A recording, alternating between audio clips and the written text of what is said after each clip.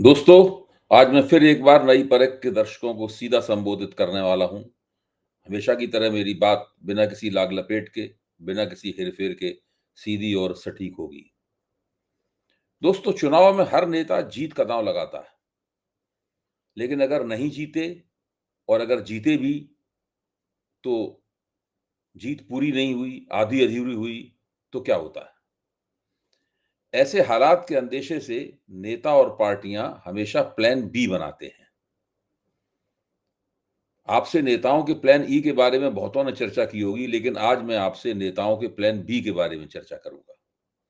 Plan B का मतलब है राजनीति का वैकल्पिक दांव।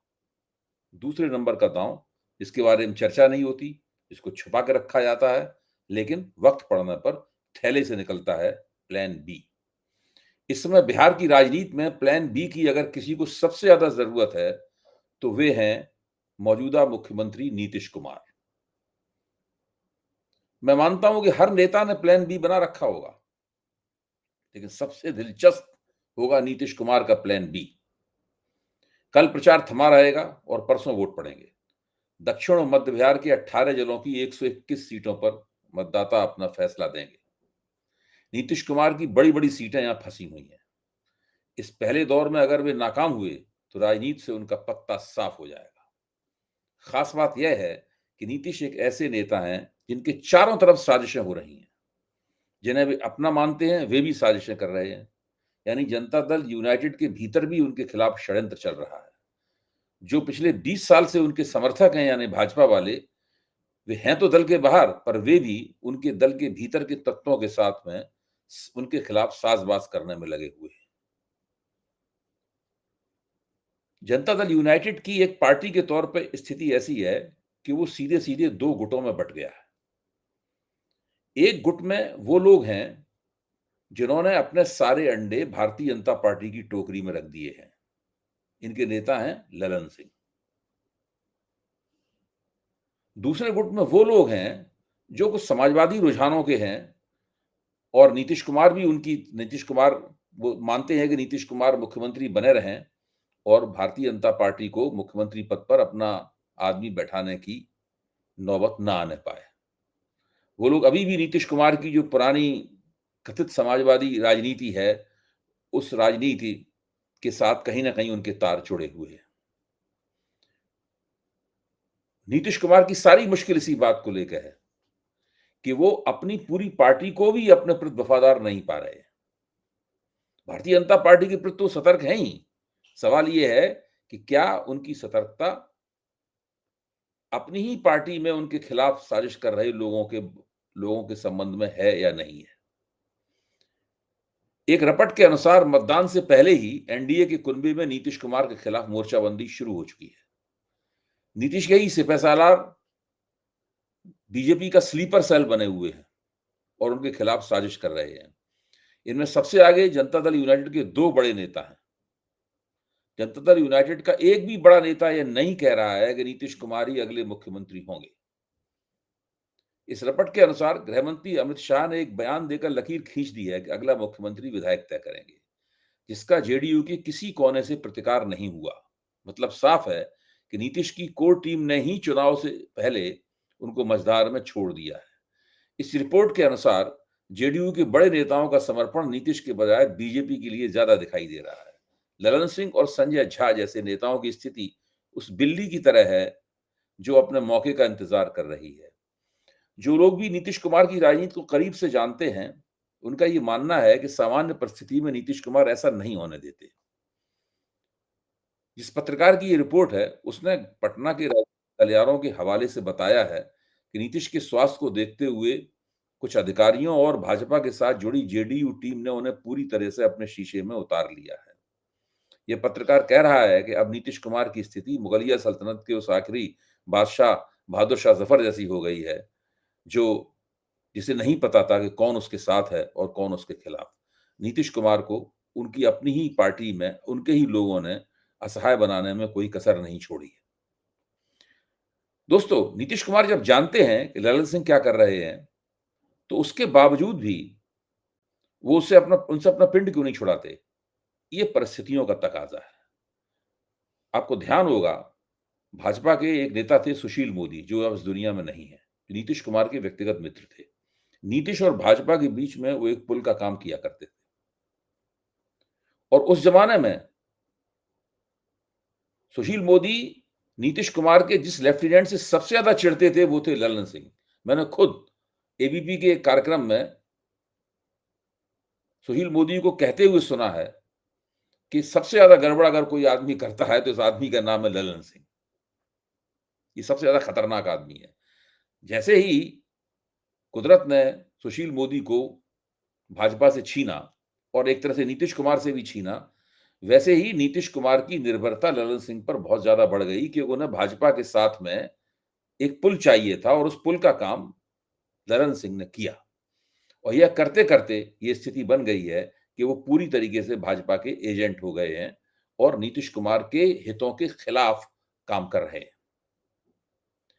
सवाल ये है कि जो चर्चाएँ हो रही हैं, इनको समझा कैसे जाए? इनमें आधा सत्य होता है, आधा अर्ध सत्य। यानी पूरी तरह से झूठ कुछ भी नहीं होता, लेकिन पूरी तरह से सच भी नहीं होता। वैसे इस तरह की खबरें नीतीश की मौजूदा छवि कुछ इस तरह से पेश करती हैं, जैसे कि वे असहाय और लाचार किसी कोने में पड़े हों और कुछ लोग उन्हें अपनी कठपुतली की तरह चला रहे हों। मैं इस बात को नहीं मानता। ऐसा सोचना नीतीश को कम करके आंकना होगा। वे बीमार हैं, बूढ़े हैं, पहले की तरह ठीक नहीं है, लेकिन उनका राजनीतिक एंटेना एकदम दुरुस्त है। वे अच्छी तरह जानते हैं कि उनके असली दोस्त कौन से हैं, कौन से दोस्त पलट जाने के लिए तैयार बैठे हुए हैं, खुले दुश्मन कौन हैं और कितने भेड़ की खाल में भेड़िए उनका शिकार करने के लिए घात लगाए हुए हैं। वे अपनी पार्टी में जो छिपे हुए स्लीपर सेल हैं बीजेपी के, उनको भी जानते हैं और पार्टी के बाहर से उनके ऊपर जो दबाव डाला जा रहा है, दबाव डालने वाले कौन हैं, उनसे भी अच्छी तरह वाकिफ़ हैं। नीतीश को शुरू से ही पता रहा है कि उन्हें इस बार करना क्या है, इसलिए वे नरेंद्र मोदी के साथ चेहरा चमकाने के चक्कर में ज़्यादा नहीं पड़े, बल्कि उन्होंने अपने उम्मीदवारों के चुनाव प्रचार के लिए जाने पर ज़्यादा जोर दिया। पूरे समय वे सड़क के रास्तों से चुनावी दौरे करते रहे। उन्होंने सघन चुनावी दौरे किए। रोज़ 200 से 250 किलोमीटर चले और मीटिंगें की ताकि उनकी पार्टी का अच्छा प्रदर्शन सुनिश्चित हो सके।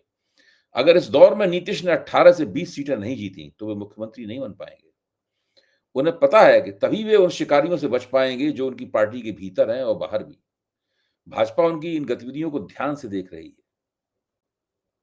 मैं तो ये मानता हूँ कि नीतीश इतने होशियार हैं कि उन्होंने एक नहीं बल्कि 2 प्लान बी बना रखे हैं। पहले प्लान बी के केंद्र में उनके बेटे निशांत कुमार हैं। उनके करीबियों ने निशांत कुमार को उनके उत्तराधिकारी के रूप में प्रोजेक्ट किया है। या नीतीश को स्वास्थ्य संबंधी कारणों से इस्तीफा देना पड़ा, तो भाजपा मुख्यमंत्री पद निश्चित रूप से छीन लेगी।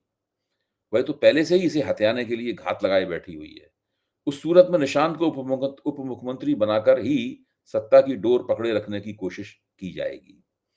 लेकिन यदि जनता दल यूनाइटेड 75 से ज्यादा सीटें जीत ले, तो निशांत के लिए मुख्यमंत्री पद का दावा भी किया जा सकता है। और अगर भाजपा निशांत को मुख्यमंत्री पद देने के लिए तैयार नहीं हुई, तो वो नीतीश के लिए खुला निमंत्रण होगा कि वे पलटी मार जाएं और वो जनता दल यूनाइटेड के साथ में गठजोड़ करके निशांत को मुख्यमंत्री बनाने की सौदेबाजी करें।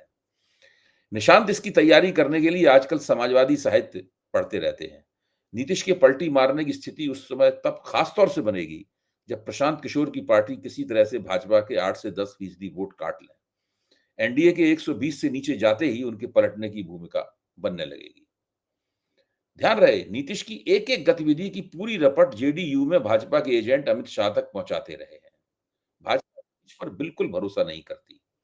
इसलिए बीजेपी ने भी प्लान बी बना रखा है। जैसे एनडीए के भीतर भाजपा का गुट चिराग पासवान के साथ रहा है, वैसे तो एनडीए के भीतर भाजपा का गुट चिराग पासवान के साथ रहा है, लेकिन नीतीश के कमजोर प्रदर्शन करने या फिर से गठजोड़ तोड़ने की स्थिति में उसे उपेंद्र कुशवाहा और जीतन राम मांझी को पटाने में कोई खास देर नहीं लगेगी।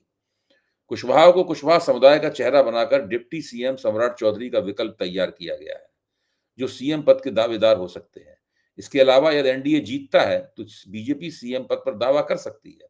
अभी तक भाजपा की तरफ से जो नाम सबसे ज्यादा उभरा है, वह है सम्राट चौधरी का। वे वैसे तो नीतीश के सार्वजनिक रूप से पैरों को हाथ लगाते हैं, लेकिन तरापुर में उनके फंसे हुए चुनाव के दौरान अमित शाह ने वोटरों से साफ कहा कि वे सम्राट चौधरी को जिता देंगे तो उन्हें बड़ा आदमी बना दिया जाएगा। उप मुख्यमंत्री तो वो पहले से ही है, उससे बड़ा तो मुख्यमंत्री ही होता है। सम्राट चौधरी को मुख्यमंत्री के रूप में भाजपा द्वारा देखे जाने से एक बात स्पष्ट होती है कि इस पार्टी के पास बेहतर नेतृत्वकारी चेहरों की बहुत कमी है। यही सवाल उठता है कि क्या तेजस्वी यादव के पास भी कोई प्लान बी है? क्यों नहीं? हर अक्लमंद नेता के पास प्लान बी होता है। तेजस्वी के पास यादव मुस्लिम एमवाई का कोर 30% से ज्यादा का वोट मजबूती के साथ है। कांग्रेस और वामपंथियों के साथ से उन्हें 50-60% दलित वोटों की उम्मीद भी है। दलित शिफ्ट अगर हो गया तो महागठबंधन को 10 से 15 सीटों का अतिरिक्त लाभ हो सकता है। निश्चित रूप से वे मुख्यमंत्री बनना चाहेंगे और उसी के लिए जद्दोजहद कर रहे हैं। लेकिन अगर नहीं बन पाए तो उनके रणनीतिकारों ने चुनाव बाद के नजारे की सभी संभावनाओं को टटोल रखा है। उन्हें उम्मीद है कि भाजपा द्वारा मुख्यमंत्री पद पाने की जबरदस्त महत्वाकांक्षा अंततः नीतीश कुमार को पलटी मारने के लिए मजबूर कर सकती है। तब तेजस्वी उप मुख्यमंत्री पद भी संभाल सकते हैं या स्वयं को मुख्यमंत्री और निशांत कुमार को उप मुख्यमंत्री बनाने का सौदा करने की कोशिश भी कर सकते हैं। इस दौर में उन्हें राघोपुर से अपना चुनाव तो ठप्पे के साथ जीतना ही है। अगर तरापुर से उनके उम्मीदवार अरुण शाह ने सम्राट चौधरी को हरा दिया तो एनडीए को बहुत बड़ा झटका लगेगा। सवाल यह है कि हवा क्या तेजस्वी के पक्ष में है? क्या युवा उन पर उतना ही भरोसा कर रहा है जितना सर्वेक्षणों में निकल कर आया है? राहुल युवाओं में बहुत लोकप्रिय हैं, लेकिन क्या राहुल तेजस्वी को चाहने वाला युवा जाति से आगे बढ़कर वोट करेगा? इन सवालों का जवाब 14 नवंबर को मिलेगा। दोस्तों, आज की चर्चा खत्म करने से पहले मैं आपके सामने अपने सोशल मीडिया मंच नई परख के बारे में कुछ कहना चाहता हूं। आप सभी ने नई परख को इतना प्यार दिया है, इसके लिए सभी का तहे दिल से शुक्रिया। अगर आप चाहते हैं कि मैं आपके लिए अलग से कंटेंट बनाऊं, आपकी टिप्पणियों का जवाब दूं या आपके सुझाव पर चर्चा करूं, तो आप हमारे चैनल का हिस्सा बन सकते हैं। अगर आप नई परख चैनल का हिस्सा बनना चाहते हैं, तो आप मेरे वीडियो बाकी सब्सक्राइबरों से 1 घंटे पहले देख पाएंगे। आपकी टीका टिप्पणियों का मैं जवाब दूंगा, आपके लिए हर दिन स्पेशल शो करूंगा और आपके सुझाव अपने वीडियो में शामिल करूंगा। आज बस इतना ही। जाने से पहले एक बार फिर मैं आपसे अपील करूंगा कि आप नई परख को सब्सक्राइब करें, उसके साथ गहन रिश्ता बनाएं, अपने सुझाव दें ताकि हम अपने कार्यक्रमों को और बेहतर बना सकें। धन्यवाद।